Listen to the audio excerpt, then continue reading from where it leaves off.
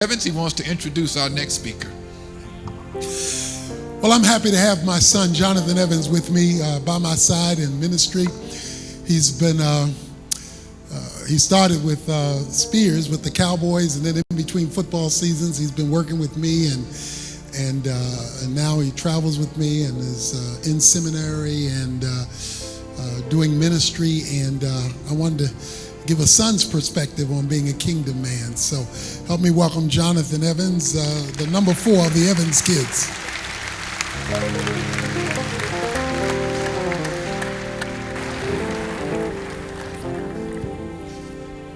I always appreciate, my dad just giving me the opportunity, just being willing to pass the ball to me. That means something as a son when your dad's willing to pass the ball to you. So I really appreciate that. And just the way he works real fast. So he's moving real fast all of the time. And Monday, actually it was Tuesday, I'm sitting in the office upstairs. Tuesday's his big meeting day.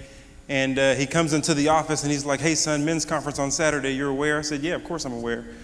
He said, "Well, you've got 20 minutes. And then he closed the door and walked out, and I was like,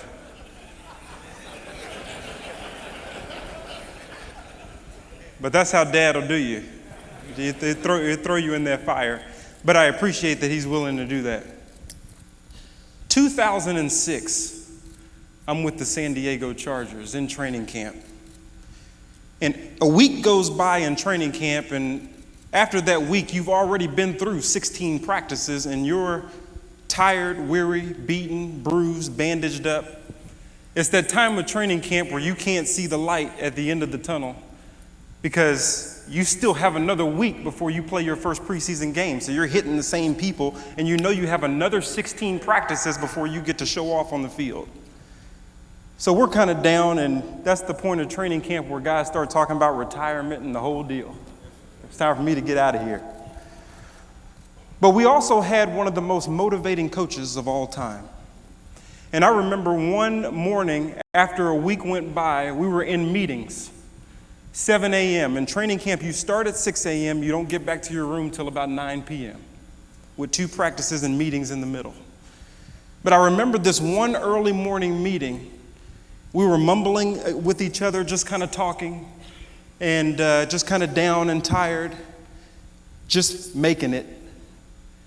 And then the head coach enters the room. All goes quiet because the elephant has just entered the room. He goes by the name of Marty Schottenheimer, one of the greatest motivating coaches of all time, a genius. And this day he came into the meeting and he just began to pace up and down.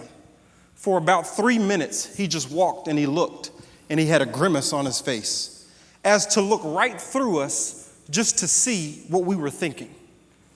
He was just kind of measuring us up. And he just stared and he paced, and he stared and he paced. And then he began to speak. He said, "Men, I did not just cast the net and hope that the good players that I need would fall into it to help me win a Super Bowl this season.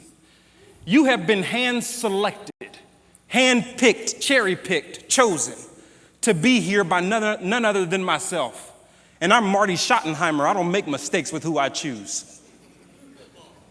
You have been chosen for a specific position because you have a specific skill that I think will help us win a championship and get to our destiny in 2006. There's no better time than right now here with the San Diego Chargers. But in order to do that, even though I've constructed everything for success, you have to maintain the integrity of the uniform that you wear. If you don't maintain the integrity of that uniform, it doesn't matter that I'm Marty Schottenheimer and I've given you all these coaches and I've given you this playbook for success. All is null and void if you don't go out on the field and maintain your uniform's integrity. That's what you have to do. The time is right now for greatness. And there's no other time than right now, because I've constructed it for your success. Now, what you need to do is stand up, go to the locker room and put on your helmet, strap on your pads, and meet me on the 50-yard line, because the time is right now. I'm feeling that right now. Don't nobody walk on this stage right now. You might get hit.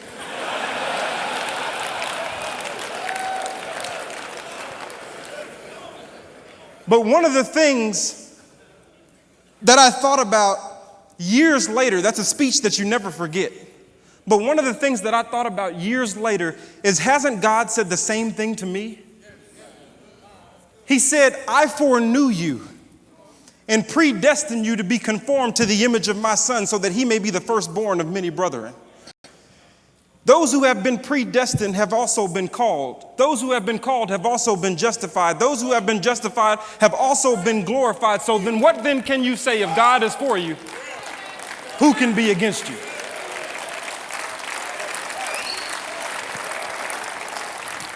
And I realized at that moment that I have been called, and you have been called, and your sons have been called to be great.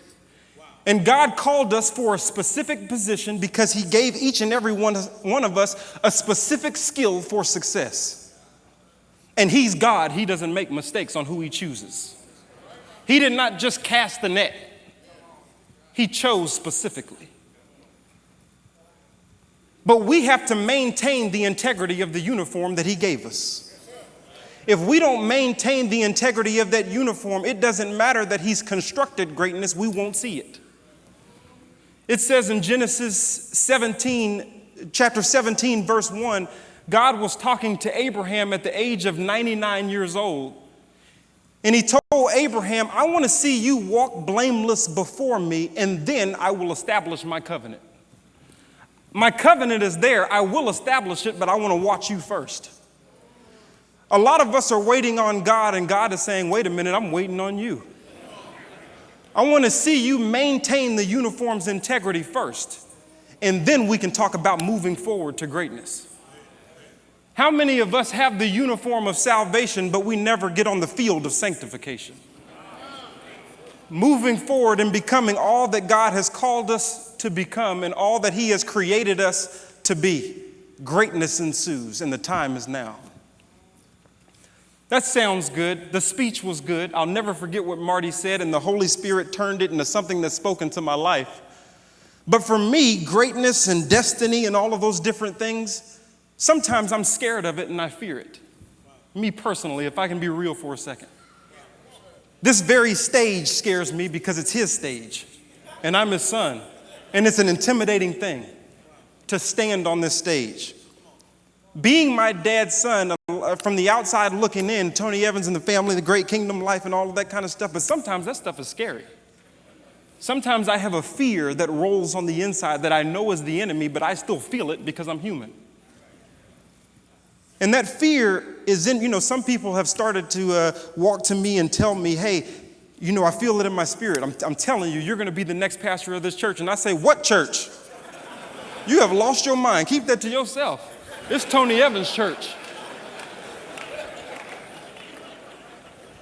To me, that comparison is like Michael Jordan's son is about to try out for the Bulls. That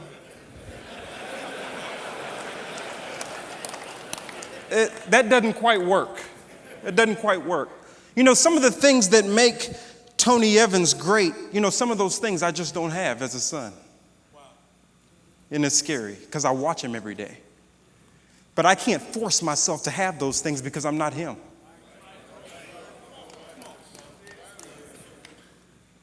One of those things is he's an intellectual. He's up here. Go check his library out. You'll fall out. He reads a book a week, nonstop, a book a week from cover to cover. Next book.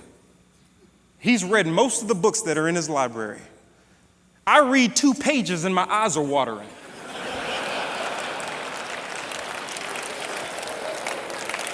I don't have that. I'm not a formal learner. He's in meetings all day, making something out of nothing. On Tuesdays, he's in meetings from 9 a.m. to 9 p.m. all day, just meeting with people, staying attentive, going and going and going and going and going. I'm in a meeting 5 minutes and I'm thinking about Puff the Magic Dragon. I just don't have some of those same things that made him great, but the word of the Lord stays the same for me too. And that's what I have to believe through my fear. That the word of the Lord stays the same for every individual in this room, despite your fear and your past and all those other things that you may be dealing with. The word of the Lord is for you too. And it's something that we have to believe. Every day I just keep putting one foot out in front of the other. And when I look down sometimes, all I see is an abyss. I don't know what this foot is going to land on. But because I'm trying to walk in his will, it just seems like the Lord slides something solid for me to land on. It's called walking by faith. The assurance of things hoped for and the conviction of things not seen. Even through my fear. Sometimes God will allow you to walk on the very things that hold you in bondage to get to your destiny. And that's what I'm learning right now in my life as a son, as a 30-year-old who's still trying to figure it out and trying to stand on his word, knowing his word because you were fed it every night for dinner. But truly being able to apply the word in spite of your feelings. We're going to leave here today as kingdom men feeling it and ready to apply it. But the time has come for you to apply it when you feel like not applying it. That's the time when the game has begun. One of my favorite movies is X-Men. One of my favorite characters in X-Men is a character by the name of Magneto. I like villains. He could take metal and manipulate it and do whatever he wants with it. But in this one movie, he was in a jail cell that was hovering over nothingness because he can float and do all these other things. And so they had him in a jail cell that was hovering over a deep, dark abyss. And then 100 yards from the jail cell was the mainland. Well, one of his colleagues came to save him and tried to break him out and all of those different things. And he was able to open the door, but then he looked down and realized that if he took another step, he was going to fall. But he saw his destination, which was the mainland. So what he did was take iron from the jail that was holding him captive and putting it underneath his feet, and he would step on it. And he would take more iron and step on it, and take more iron and step on it until he got to his destiny. He was using the very thing that held him captive to get to his destination. And sometimes with our fear, sometimes with our past, sometimes without having a father, sometimes without having a blueprint, if we just believe the word and start applying that, God can put those very things that are holding us in our jail cell underneath our feet so that we can walk towards our destination. And these are just personal things. These are just things that I'm learning as I read the Bible and the Holy Spirit draws stuff off the page for me as I just walk this walk in my personal life. In Genesis 18:19, the Lord is talking to Abraham and he said, "You have been chosen to lead your family after me so that I can fulfill my promise." Well, what was the promise to Abraham? I'm going to make a great nation. Well, that comes through a family. So he's telling Abraham to lead your family after me so that I can do what I said I was going to do. But you have to start by leading your family. One of the things that's great that God has blessed me with is a father that leads his family. We sit around the table every single night. Every single night we sat around that table and he would just feed us a plate of wisdom. And even though we were missing the Cosby Show because of that plate of wisdom, I realize now that I'm older how much that means to have a dad that sits with his sons and daughters and he gives him what he learned from his dad. You see, I don't see Two Daddy a lot. We call him Two Daddy, my dad's dad. I don't see Two Daddy a lot. But my mind is just like his because Two Daddy created a disciple and my dad created a disciple. And now I hold that baton tight so that I can hand it to my son.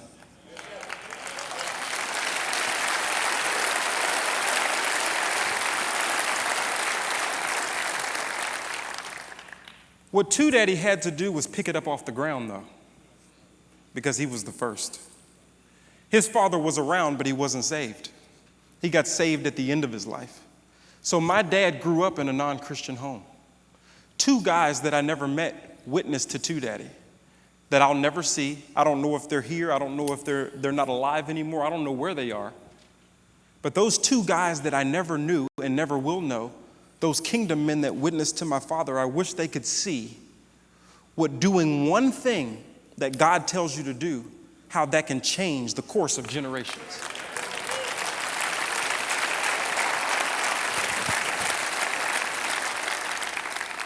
And now, too, Dad is getting older, 83 years old.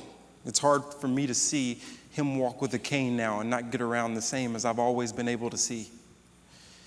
And now, you know, what hurts me, they talked to me just yesterday in a meeting, and they said, as I watched that and then watched my father, they said, Jonathan, what is the most exciting thing for you right now as it relates to working with your father in ministry?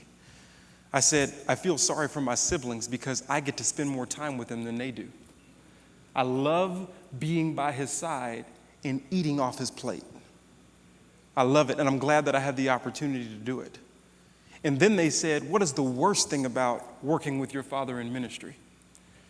I said, I really don't like it when he says, son, this is my last third of ministry. I'm 62 years old now. And at some point, it has to come to a close.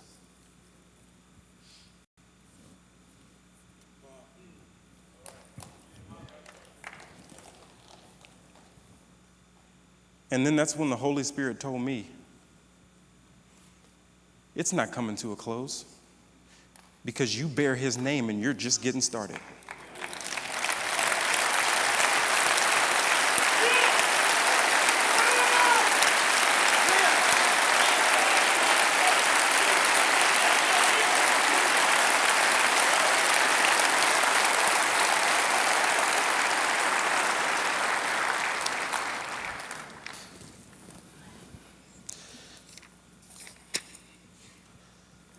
Those who he foreknew, he also predestined to be conformed to the image of his Son, so that he may be the firstborn of many brethren. Those that he predestined, he also called. Those that he called, he also justified. And those that he justified, he also glorified. So what then can you say? If God is for you, who can be against you?